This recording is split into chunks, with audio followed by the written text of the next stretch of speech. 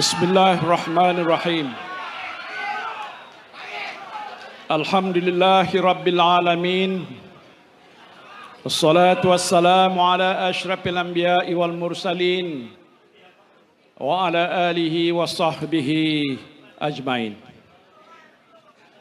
Allahumma salli wa sallim ala sayyidina Muhammadin al-Fatihi lima ughliq wal khatimi lima sabaq wa nasiril haqqa bil haqq wal hadi ila siratikal mustaqim wa ala alihi wa sahbihi haqqa qadrihi wa miqdarihi lazim. Assalamualaikum warahmatullahi wabarakatuh. Salam sejahtera dan selamat malam. Yang berhormat Datuk Seri Tuan Ibrahim bin Tuan Man, Timbalan Presiden PAS. Yang berhormat Datuk Seri Muhammad Azmin Ali, Pengurusi Perikatan Nasional Negeri Selangor. Yang berhormat Datuk Seri Hamzah Zainuddin, Setiausaha Agong Perikatan Nasional.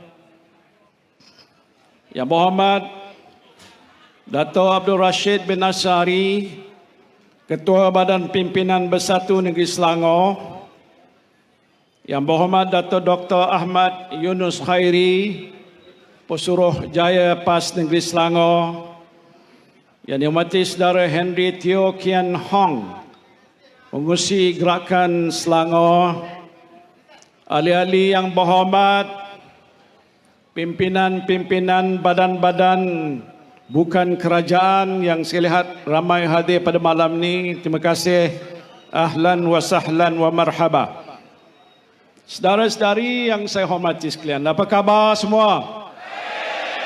Apa khabar semua? Alhamdulillah. Pertama-tamanya saya ingin memanjatkan setinggi-tinggi kesyukuran kehadrat Allah Subhanahu wa taala. Pada malam ini kita dapat mengadakan suatu majlis yang bersejarah, lagi penting bukan saja untuk negeri Selangor tetapi seluruh negara, iaitu majlis untuk diumumkan calon-calon daripada Parti Perikatan Nasional yang akan bertanding dalam pilihan raya negeri Selangor yang akan tiba tidak berapa lama lagi. Ia tentulah ditunggu-tunggu, bukan saja di kalangan ahli-ahli parti tetapi rakyat negeri Selangor umumnya. Kerana yang akan kita umumkan adalah barisan pimpinan daripada parti kita yang dianggap terbaik, yang kita tawarkan untuk rakyat Selangor, dan dengan harapan bahawa rakyat Selangor akan keluar beramai-ramai dan memberikan sokongan yang padu agar semua calon Perikatan Nasional akan terpilih masuk ke dalam Dewan Undangan Negeri Selangor yang akan datang ini, insya-Allah. Boleh atau tidak? Mesti boleh. Sebab itu proses untuk membuat pilihan ini bukan mudah. Dia telah mengambil masa yang agak lebih panjang daripada biasa. Al-maklumlah, pilihan raya yang akan kita hadapi ini adalah pilihan raya juga menjadi penentu kepada kepimpinan bukan saja kerajaan di peringkat negeri tetapi juga kerajaan di peringkat Putrajaya. Sebab itu kita mengambil beberapa masa untuk meneliti dengan sedalam-dalamnya nama-nama calon-calon yang telah pun dikemukakan oleh semua parti-parti berdasarkan kursi-kursi yang telah pun kita rundingi lebih awal. Dan saya nak menyatakan setinggi-tinggi terima kasih kepada kepimpinan parti-parti daripada PAS, Bersatu dan juga Gerakan yang telah pun mencapai kata sepakat tentang pembahagian kursi bukan saja di Selangor tetapi di seluruh negeri-negeri yang akan diadakan pilihan raya negeri ini. Ini menunjukkan bahawa hubungan kerja antara pimpinan parti-parti dalam Perikatan Nasional ini cukup mantap, kokoh, mengambil kira akan kepentingan parti secara khasnya dan kepentingan rakyat secara amnya. Dan sebab itu dia memerlukan persefahaman yang cukup tinggi. Dan dengan keputusan yang kita akan umumkan pada malam ini, ia bukan saja diharapkan diterima oleh ahli-ahli parti kita secara terbuka dengan mengambil kira bahawa inilah yang dikatakan yang terbaik. Sama ada yang bertanding itu adalah datang daripada parti bersatu. Kemenangan parti bersatu dan calon bersatu adalah kemenangan kepada Perikatan Nasional. Ataupun dia datang daripada PAS, kemenangan PAS adalah kemenangan kepada Perikatan Nasional. Dan juga daripada parti gerakan, kemenangan mereka juga adalah kemenangan kepada Perikatan Nasional.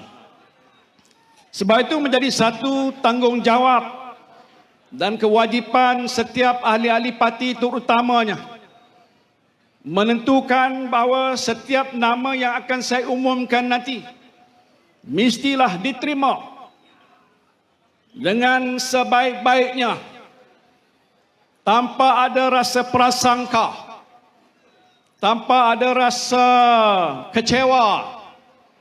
Adakah? Tanpa rasa gundah gulana, tapi diterima atas niat dan nawaitu yang baik. Karena mereka-mereka ini walaupun terdiri pada pemimpin yang kita telah pilih, kita juga berhadapan dengan satu masalah. Masalah kita bukan apa, kerana di kalangan ahli-ahli parti-parti komponen Perikatan Nasional bukan main ramai yang layak menjadi calon, yang juga saya fikir kalau kita tawarkan pada mereka, mereka juga boleh menang dalam PRN di Selangor ini khususnya. Betul tak Tidu? Siapa di sini nak jadi calon, angkat tangan. Itu dia.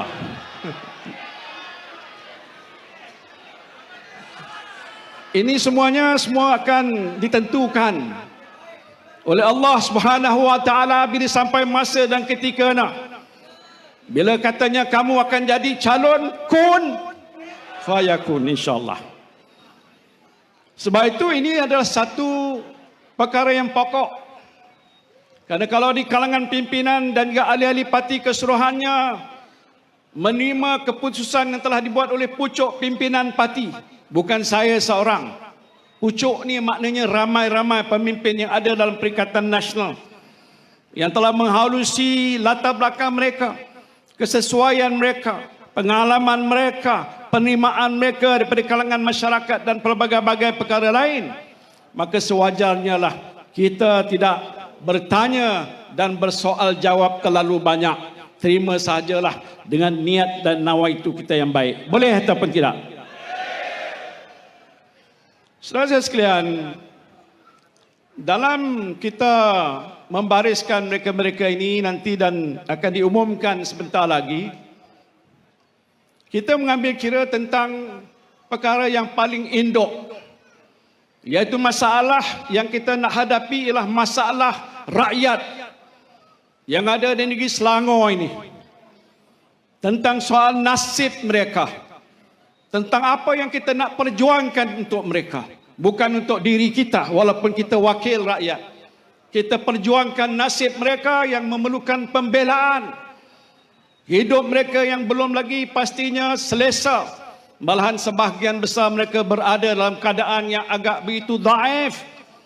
Ada yang miskin, malahan ada miskin tegar di bandar. Kerana Selangor adalah satu negeri yang mana sebahagian besarnya penduduk adalah penduduk di bandar dan juga pinggiran bandar. Kita memilih mereka ini, kita yakin dan percaya mereka menjadi juru bicara, bukan duduk dalam dewan diam diri dan tak berkata apa-apa, tetapi yang akan bertekad dan azam, kerana ini adalah amanah. Kullukum ra'in wa kullu ra'in mas'ulun an ra'iyati. Amanah yang Allah berikan dan rakyat gunakan undi mereka untuk memberikan amanah dan tanggungjawab kepada kita yang dipilih ini. Maka kalau kita gagal untuk menunaikan amanah dan tanggungjawab itu, hadapilah Allah Subhanahu wa taala nanti akan dipersoalkan apa yang kamu buat terhadap orang-orang yang kamu pimpin di bawah. Jadi saudara berat, nampak macam hebat, apalagi dipanggil daripada yang berbahagia kepada yang berhormat. Ini tidak harus menjadikan kita riak dan sombong, kerana kita terpilih di kalangan ramai dan kita dipilih oleh rakyat yang banyak yang mengharapkan sesuatu untuk memperjuangkan masalah mereka. Dan masalah mereka hari ini saudara amat banyak sekali.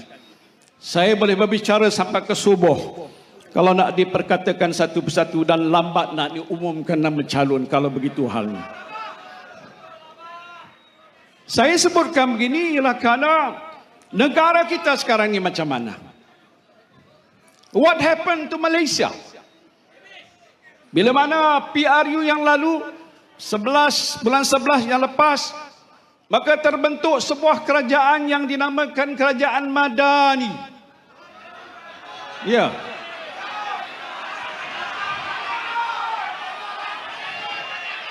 Kerajaan Madanun. Kerajaan yang dikatakan oleh ramai luar tabi'i. Bukan saya kata, ramai orang lain berkata. What has happened to this government? The so-called unity government. Kerajaan perpaduan. Betulkah mereka bersatu padu? Jawabnya, tidak. Dalam mereka nak bertanding menawarkan khidmat kononnya kepada rakyat Selangor dan seluruh negeri-negeri yang 6 yang juga akan berhadapan dengan pilihan raya negeri. Mereka kata mereka nak menegakkan kerajaan, sebuah kerajaan yang baik. Apa baiknya yang ada pada hari ini? Kerajaan yang efektif. Berkesankah kerajaan pada hari ini? Kerajaan yang prihatin tentang masalah rakyat. Betulkah begitu? Apa yang telah pun mereka buat selama hampir 8 bulan? Mereka duduk di Putrajaya. Ilek. Tak ada apa-apa pun. Saya nak tanya saudara, sebut satu saja perkara yang boleh kita banggakan. Ada? Ada? Tak ada. Saya fikir orang-orang di Putrajaya termasuk yang namanya Anwar Ibrahim sedang menonton dengan live yang kita lihat pada malam. Biarkanlah supaya dia dengar.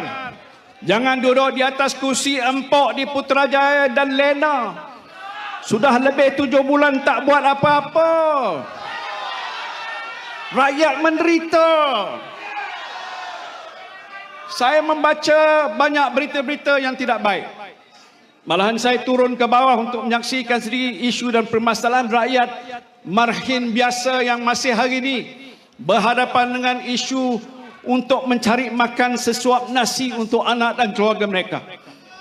Saya melihat video yang telah pun ditularkan, di mana diperlihatkan ramai peniaga-peniaga duduk di warung tapi tidak ada seorang pun datang untuk berniaga dengan mereka, membeli barangan mereka, membeli bahan yang dikeluarkan dan dijual oleh mereka. Senyap sunyi di sebahagian tempat, seolah-olah tidak ada orang kata pihak yang berminat untuk datang berlanggan dengan mereka, kerana mereka semua berhadapan dengan masalah. Kita berhadapan dengan masalah kemiskinan, dan di Selangor kemiskinan bandar. Selepas kita berhadapan dengan pandemik COVID-19 yang mengharungi negara dan juga dunia 3 tahun yang lepas, masalah besar. Alhamdulillah, Pikatan Nasional dengan berkat dukungan rakyat pada waktu itu telah dapat membantu memulihkan keadaan. Hari ini kita berhimpun dalam keadaan yang lebih selamat dan ekonomi kononnya sudah boleh bermula semula. Tapi hakikatnya kesan daripada permasalahan itu ialah ramai yang sudah jatuh miskin. Dulu dikatakan B40, Ada satu pihak yang membuat kajian mengatakan sudah jadi B61.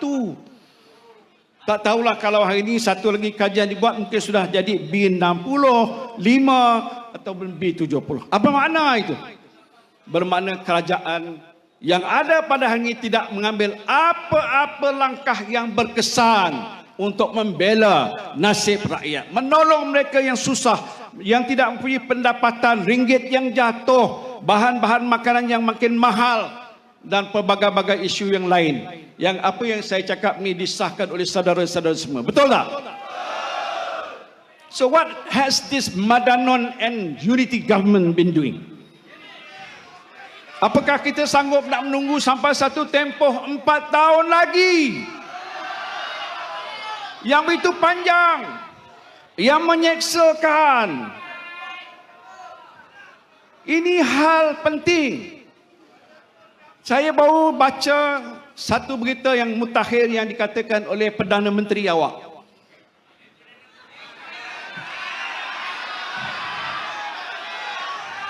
Dia kata tunggu, tidak berapa lama lagi saya akan umumkan apa yang disebutkan sebagai naratif ekonomi dan sebagainya.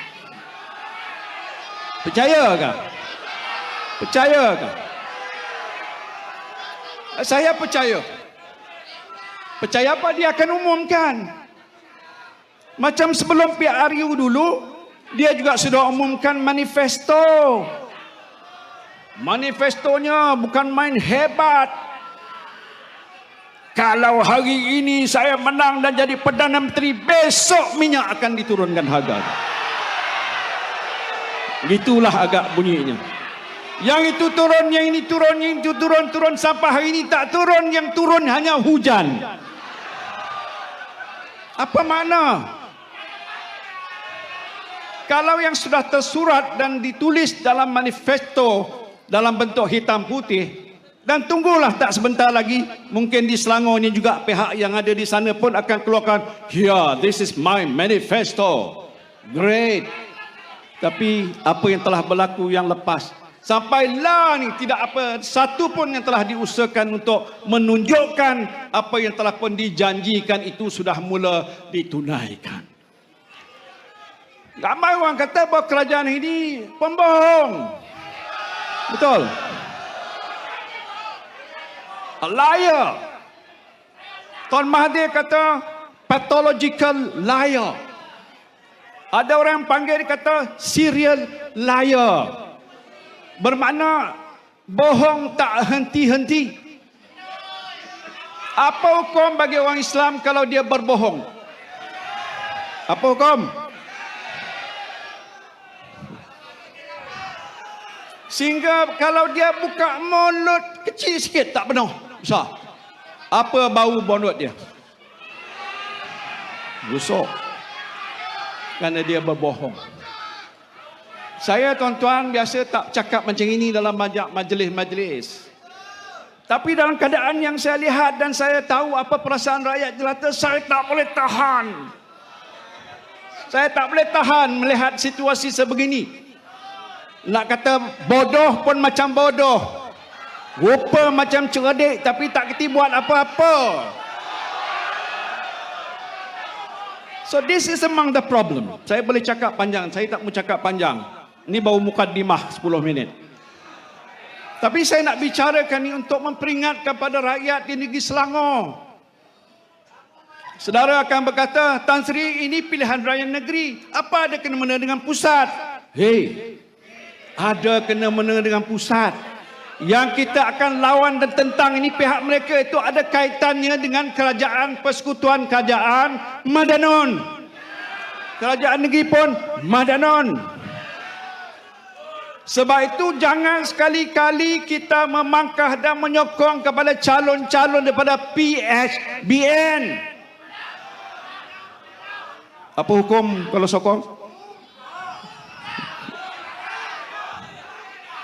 Kita pastikan setiap undi yang akan keluar menyokong pada calon Perikatan Nasional.